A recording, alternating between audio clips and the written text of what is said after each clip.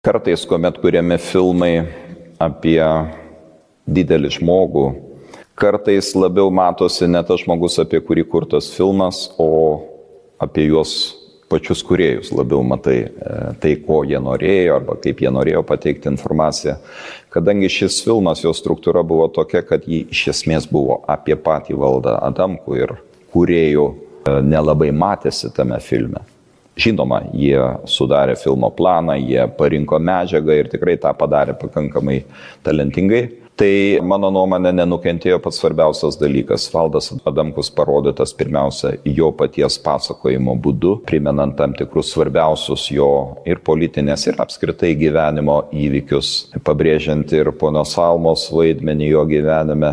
Tikrai pavyko parodyti tai, kas mano požiūrį yra svarbiausia ir kas tikrai geriausiai apibūdina gerbiamą mūsų prezidentą Adamkų. Jis yra žmogus, jis liko žmogumi bet kokiomis gyvenimo aplinkybėmis, kurios ne visada buvo lengvos.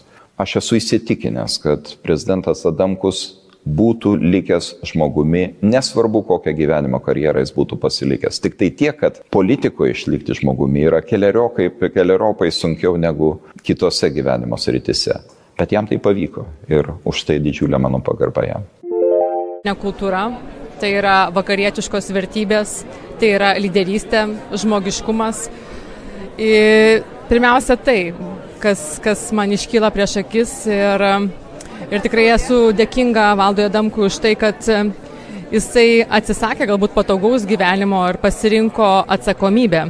Atsakomybę tikrai nelengvų metų, ar ne, ir ėmėsi lyderystės, kai to labai reikėjo, atnešė vakarietiškas tas tradicijas, kultūrą ir taip pat tai tapo atitinkamų standartų, kuris šiandieną yra mūsų visuomenė ir kurio mes vis siekiam kai kurie pasiekia, kai kuriem nepavyksta, bet tai yra labai labai svarbu turėti tokias asmenybės, ryškes, kurie yra ryškiai šviečiantis ir yra įkvepiantis pavyzdys. Labai garbingas žmogus, pirmiausia, kaip žmogus. Tikrai visuomet savo orumą išlaikė ir su žmonėmis santykius gražius. Tikrai aš jį gerbiu, kaip sakant, jau kaip žmogų, kokia sufora asmenybė.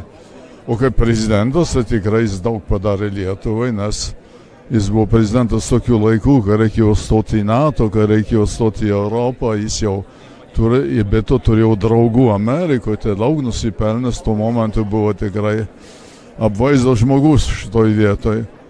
O asmeniškai aš kaip arkivyskupas turėjau labai, sakyčiau, šiltus santykius su juo, nuoširdžiai pas mane ateis, kada buvo, pasikviesdavo net į prezidentūrą tenai, pasikalbėti bažnyčios reikalais.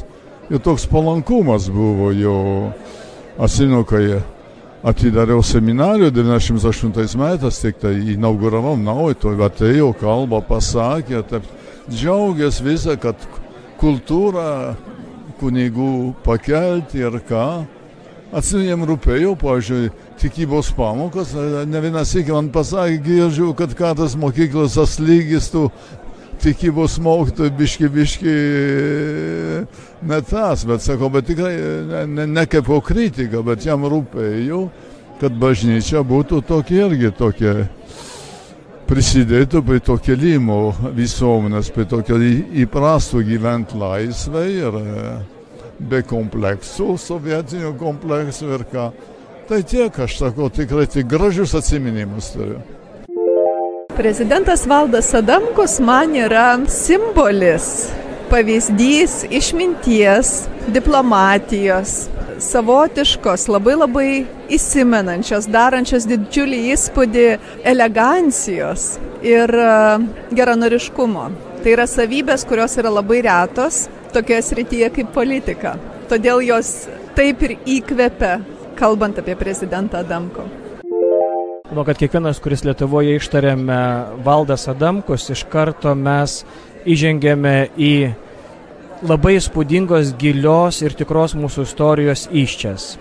Man Valdas Adamkus yra ir mūsų tautos tremtiniai, ir jų vilties svajonė apie Lietuvą, man jis yra ir mūsų miškuose besislapstantis partizanai, ir mūsų nakties bažnyčia, kuri tarnavo žmonėms prie uždarytų durų naktimis, ne tik tai miestų bažnyčiose, bet ir kaimų, kaimelių, kapinių koplytėlėse.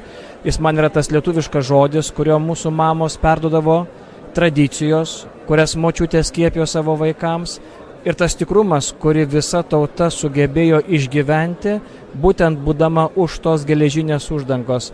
Dėl to jo atvykimas į Lietuvą buvo iš tikrųjų vilčių išsipildymo metas daugeliu žmonių. Jo apsisprendimas tarnauti Lietuvai, manau, kad atliepė daugelio žmonių auką paaukotą vardan nepriklausomos Lietuvos.